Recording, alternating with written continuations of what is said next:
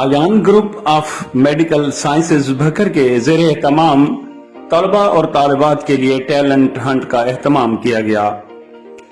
Talent Hunt programme में 150 के करीब तलबा और तालिबात ने हिस्सा लिया। इस टैलेंट हंट का मकसद गरीब और मुस्तहिक तलबा की माली इमदाद है। नुमाया पोजीशन हासिल करने वाले तलबा और तालिबात के लिए मुफ्त तालीम का ऐलान किया गया है।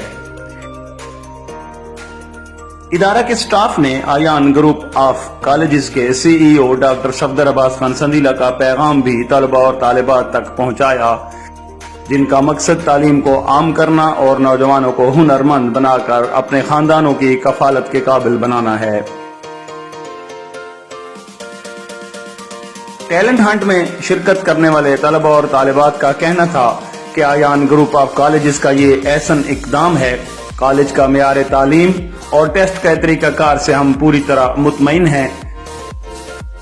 तलबा की सलाहियतों के निखार के लिए उनकी इमदाद ऐसन इकदाम है जिस पर कॉलेज इंतजामिया को तलबा ने खराज तहसीन पेश किया।